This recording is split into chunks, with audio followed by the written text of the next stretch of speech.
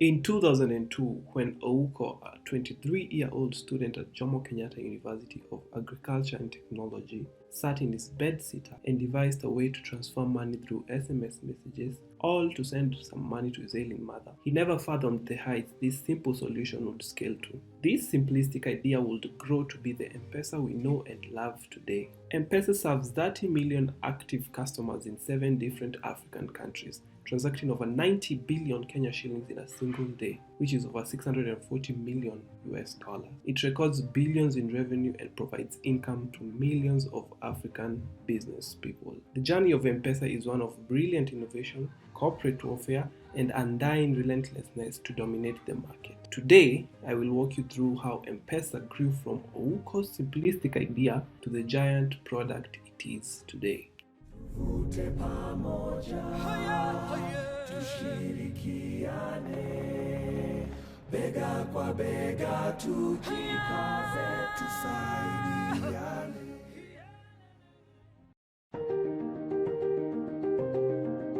In 2002, Nyaka Anyona Ouko experienced the recurring issue of sending money to his mother, who more often than not never received the money. During these times, the most convenient and safest way of sending money was through posta via money orders. However, this method was not the most widespread. The most prevalent method involved people, yes, giving a fellow villager a money package to take home to the relatives or friends, or hiding money in goods such as flour and sending this to the village. Ouko was a frequent user of these methods of sending money through villagers and hidden in goods. In many instances, he, along with many other Kenyans, found that the goods which money was hidden would be ransacked, or the people sent to deliver money would get away with them. This problem brought about a light bulb moment for Ouko, and he set out to make it work. Ouko had occasionally been sending his mother Safaricom airtime by buying it himself, scratching it, and reading it out to her at the other end of the line. She would then load it onto her phone.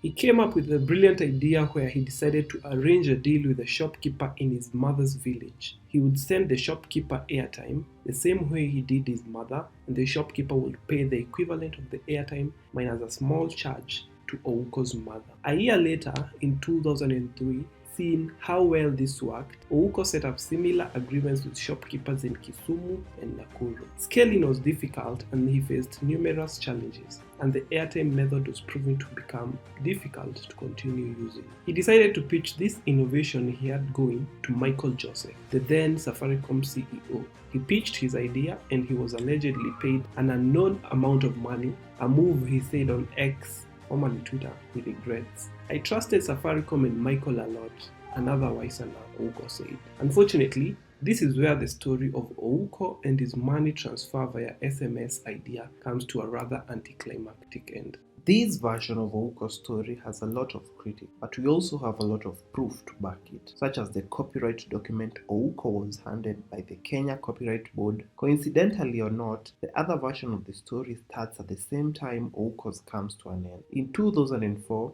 Nick Hughes and Paul Mackin, British professionals in the UK banking sector, who also happened to be friends with Michael Joseph, the CEO to whom Ouko pitched his idea, came up with the idea of a mobile money transfer software. They were working on M-Pesa as a corporate project for work, but ended up creating a billion-dollar service. Nick and Paul were later joined by Suzy Loney, and after working on the idea for a year, they pitched this idea to Vodafone, a UK company that owned a 40% stake in Safaricom.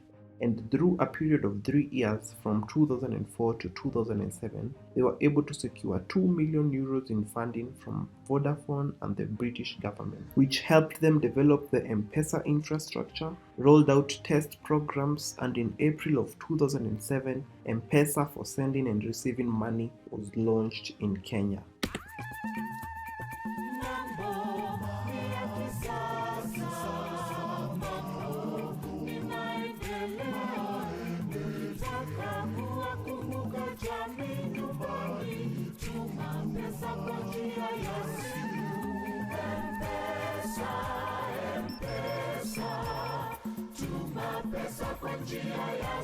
Now you can send Pesa fast and safe using Safaricom's new service, M-Pesa. It is the new reliable way to send and receive money using your mobile phone. Visit your nearest M-Pesa agent today. Terms and conditions apply. As M-Pesa began in 2007, Safaricom's CEO, Michael Joseph, set a target of 350,000 users in the first year. However, at the end of their first year, Safaricom M-Pesa had over 1 million active M-Pesa users. This rapid adoption of M-Pesa by the Kenyan market continues to be a reference case study for many startups and new products worldwide. Something to note, however, is that the M-Pesa idea, essentially mobile money transfer, was not new. There were other similar platforms such as PayPal across the world. So M-Pesa was not an invention, but rather an innovation, meaning an adaptation of an existing technology to a new problem. What was this problem, you may ask? In Kenya, during this time, there was a very widespread culture of rural-urban migration, with people looking for greener pastures. Many moved to towns for employment, entrepreneurship, and studying, leaving their families in the village. However, they needed to continue supporting them by sending money, as many were breadwinners or had dependents back in the village. M-Pesa satisfied this fundamental need in a very convenient and easy way. Kenyans started sending, receiving, and withdrawing money via M-Pesa, and users grew and grew. In fact, M-Pesa was initially rolled out in South Africa but failed miserably, and Vodafone almost killed it. This was because the South Africans did not have a big rural-urban migration by breadwinners as Kenya. Michael Joseph, however, knew the potential it had in Kenya and was determined to make it happen. Another reason for this growth was a stroke of luck it experienced in the beginning. At the start of all this, an M-Pesa rival, Airtel Money, was also working on a similar mobile money transfer service, but M-Pesa flat out beat them when it came to licensing their services. At the time, there was no law governing mobile money transfer, so it was a grey area, as it had never been done before in Kenya. Airtel Money, seeking licenses to begin operations, went to the Central Bank of Kenya as it chose to view itself as a mobile banking service. They were then issued with stringent requirements by the CBK that took forever to meet. M-Pesa, on the other hand, just went to the Ministry of Finance and Planning, presenting their solution as a cash alternative to the Kenyan shilling. They were granted permission to roll out M-Pesa and went straight ahead to kicking off their mobile money service. By the time Airtel Money realized how easy M-Pesa had their way around licensing, it was already too late and they could not beat the wave. Seeing they could not go down without a fight, Airtel Money accused M-Pesa of underhanded activities in their licensing and regulation processes. M-Pesa grew so fast that within a few months it became the mainstay of the cash economy, with thousands of independent agents scattered around the country, transacting millions every day. M-Pesa grew leaps and bounds and has since then never stopped but continued to innovate. One of these innovations is Lipa na M-Pesa, which came about when M-Pesa users repurposed M-Pesa and started using this send-receive feature to pay for goods and services. M-Pesa saw the customer need and satisfied it excellently. Lipa na M-Pesa, launched in June 2013, was one of their biggest successes. It provided a more convenient method of paying that was easier, cheaper, and more efficient than the send-receive feature. It also provided safety from theft, misplacement, etc., and was also an accountable way that helped businesses with their bookkeeping. Lipa na M-Pesa was a huge success and today enables over 600,000 businesses across Africa to transact billions every day. It contributes to 40% of M-Pesa's revenue. This Lipa na M-Pesa business service and M-Pesa in general are credited for lifting 2% of Kenyan households out of extreme poverty. M-Pesa provided people from all backgrounds access to financial services that were a while back only for a certain caliber of people, such as saving, insurance, and loans. Regarding loans, for example, M-Pesa took note of the many failed transactions due to insufficient funds that its customers experience. With their amazing innovation and ingenuity, they developed a product to cater for this niche and which is one of their most successful ones to date. Fuliza. Fuliza provided overdraft loans to M-Pesa users, enabling them to get instant loans for their daily needs. Fuliza became so popular so quickly that in 2023's third quarter, Fuliza disbursed over 500 billion in overdraft loans. Despite these huge M-Pesa successes, it has had its fair share of failures. M-Pesa fraud has grown to become a huge cause of concern in the recent past. SIM swap, for example, is one such case of M-Pesa fraud. This is where perpetrators deactivate your SIM card, trick the mobile network operator to register another SIM card, transferring all your money to the new SIM card which they own. M-Pesa has, however, in retaliation and fraud prevention, invested millions in their cybersecurity, dealing with SIM swap and continuing to deal with situations like this as soon as they crop up. The success of M-Pesa adoption in Kenya, making it the largest FinTech solution in Africa, has made the world come to know of Kenya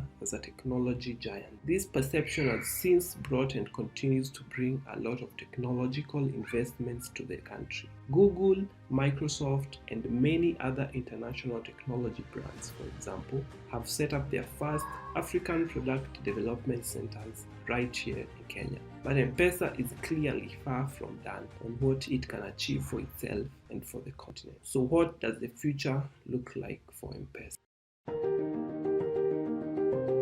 The future of M-Pesa is undoubtedly open and vast. As a money transfer service, there is ample opportunity for it to pursue and succeed in practically anything that involves money exchange. The M-Pesa Super App, for example, is on its way to becoming the everything app, where you can do basically everything through this platform. There is a reason M-Pesa called this the future of money during its launch. Integrated with the M-Pesa Super App are mini apps, independent businesses that offer a variety of services that we regularly pay for. M-Pesa aims to achieve the ability to do everything within the M-Pesa Super App in the future. And when I say everything, I mean everything you do with your phone. Take a listen to what M-Pesa Africa CEO said regarding the future of the M-Pesa Super App. Today, if somebody wants to develop an app for a restaurant, in Nakuru, they don't have to take it to the Play Store. You can develop it in Nakuru and actually put it into the M-Pesa app and the mini program, and that means M-Pesa has over 29 million customers, but then they have a bigger reach for it. So that's how the concept of Super App is built, is bringing in different products of services, digital product services, into one platform to be able to make it a truly lifestyle product. So basically, with even more developers building apps for the M-Pesa Super App in the future, you could be waking up, texting your partner good morning on the M-Pesa Super App chat feature, checking what your friends and favorite celebrities are up to on the social feature, ordering food from the platform, watching a movie from the streaming feature, ordering a taxi, buying products from a variety of businesses, and doing basically everything from this one single M-Pesa Super App. M-Pesa has huge prospects for taking over the digital money space in the entire continent of Africa. So far,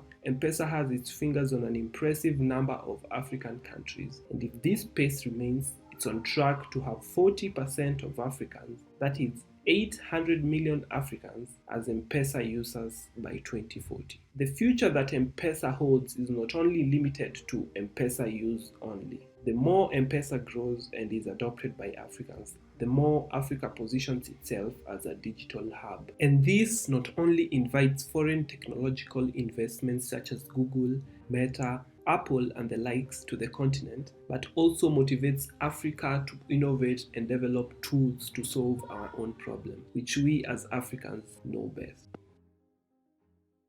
Thank you for watching this mini documentary on the rise of M-Pesa. I had a great time researching and producing this, but I also took a lot of the information I presented to you with a grain of salt, and I recommend you do as well, especially the first part of the documentary, the beginning of M-Pesa. It all came from the internet, and we all know how inaccurate sources from the internet can be. But the good news is we are working on a part 2 of the rise of M-Pesa, and in part 2 we want to talk to the people who helped bring this wonderful product M-Pesa to what it is today. I'm talking about Nyaka who's the M-Pesa concept developer, Michael Joseph, who's the former M-Pesa CEO, Nick Hughes, who's the M-Pesa founder, Peter Ndegwa, who's the current M-Pesa CEO.